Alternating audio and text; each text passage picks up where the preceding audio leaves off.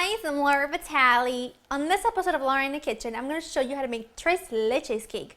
It's a classic Mexican cake or Spanish cake. It's a cake drenched in a mixture of 3 different milk products. It's delicious. It's been highly requested for so long, so I thought, hey, Cinco de Mayo is around the corner, so it's the perfect time to show you this recipe. Let me take you over the ingredients so we can get started. You're going to need some cake flour, baking powder, salt, regular sugar, egg yolks, egg whites, unsalted butter at room temperature, whole milk, and vanilla extract. Those are your ingredients to make the base, the actual cake part, and then in a little bit I'll show you the remaining ingredients. Now the first thing you want to do is get your oven preheated to 350.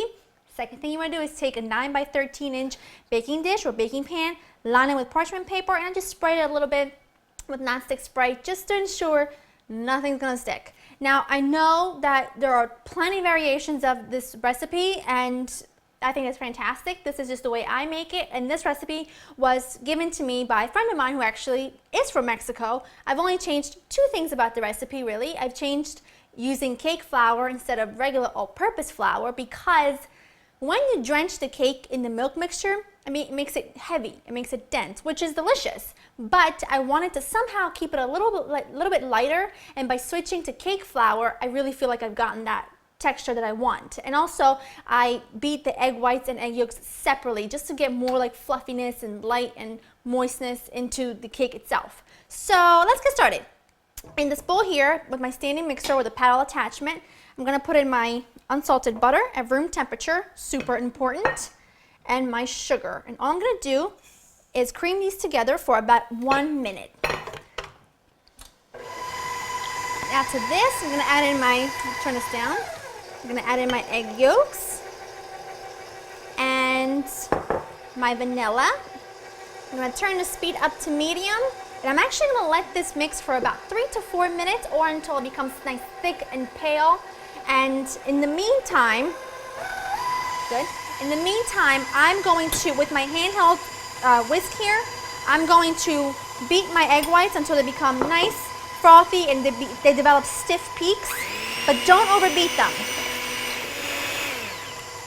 My egg whites are just how I want them, so I'm going to set those aside. Check on my butter, looking great. My egg yolks and butter, they've gotten really nice, thick and pale in color, which is always a good sign. Now I'm going to put this back up. Oop. Just mix it briefly after I've scraped it. Now, I'm going to take my dry mixture here, which is my cake flour, my baking powder, and my salt. I'm just going to give this a mix. Put half of it in here, along with half of the milk. And then I'm going to mix this on low very briefly, just until that mixture, the dry mixture and the milk is incorporated. And then I'm going to put in my remaining dry mixture and my milk and just mix it until it's well combined. I'm just going to clean up so we can put it together and get it ready to go to the oven. Perfect. My batter is exactly how I want it. Make sure you get it off the beater, if I can get the beater off. This is good stuff right here. Get your spatula. Make sure you give this a nice mix here from the bottom and sides. Just make sure everything is well incorporated. That looks perfect. And now I'm going to add in my egg whites that we've beaten. And I'm going to fold these in gently. I don't want to lose volume in here. So just with patience, just fold these babies in. Perfect. I love this cake batter. It's amazing. So now I'm just going to pour this into my prepared baking pan. And then you just want to make sure you level this out so that everything is nice and even and cooks, relatively all the same. No high bumps on one side and lower bumps on the other. Now, if you want to use regular flour, feel free to, because traditionally you do use regular flour, but I just like to make that change because I think it gives a better texture to the cake, but that's fine. If you don't have that, just use regular flour. So now I'm going to put this into my oven, preheated at 350. It's going to bake for about 30 minutes or until a toothpick inserted into the center comes out clean with no wet batter on it. And then we're going to let it cool completely before moving on to the next step. My cake baked for about a half hour. I've let it cool completely and put it on a platter. And I put it on upside down. I feel like it absorbs the milk mixture better. You can do this however you want to. And also make sure that your platter has some sort of high sides, because when you're pouring the milk mixture on, it's going to run to the side before it all absorbs in. So you want to make sure it's not leaking all over your counter. That would not be fun. So the milk mixture is going to be some, of course, evaporated milk, sweetened condensed milk, and some whole milk. Use whole milk for this. It makes a huge difference. You need that richness. So now you use a fork and you just want to prick the whole top, well, now it's the top of the cake, like all over. Make sure you get all the edges as well. Okay. Now let's get going on to mixing all of our three different kinds of milk anyway. Let's just mix this all together. And your sweetened condensed milk. Love sweetened condensed milk. Oh, it's so delicious. When you cook it down, it gets like the most incredible, like caramel. Oh, it's a goodness, I tell you.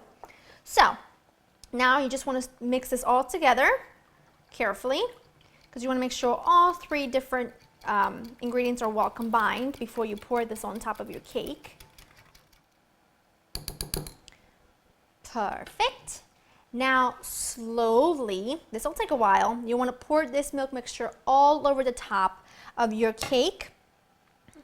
Oh, look at that. You're definitely going to have to be a milk lover in order to like this cake, because it is drenched in milk. If you can't eat dairy, then I would not suggest making this cake. Just take your time, pour this all over. Last of my milk mixture. Awesome.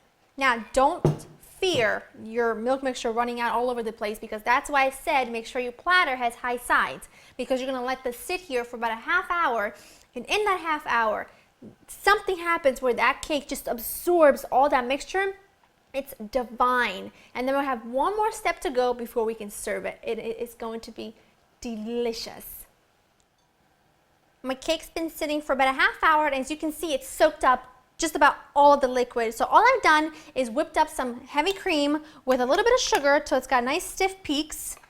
And now we're going to cover this whole top with our beautifully whipped cream. Put it on there. Get my spatula. Perfect. Now all I'm going to do is cut into this, and now when this was served to me, anytime it's been served to me, it was always topped with a maraschino cherry. So that's exactly how I like to serve it. Look at that. It is soaked in that mixture. That is amazing. Take a maraschino cherry, plop it on top, and look at that. Oh, stunning and incredible. Wow. That will make everybody happy, even if you don't like cake. And I don't know a single person that doesn't, but everybody will love this cake. It's delicious, it's simple, it's not too sweet at all. I hope you enjoyed this recipe, and I hope you give it a try, and let me know down below what you think. And to get the recipe, of course you know where to go, www.laureninthekitchen.com. And go back to eating, and I'll see you next time. Bye-bye.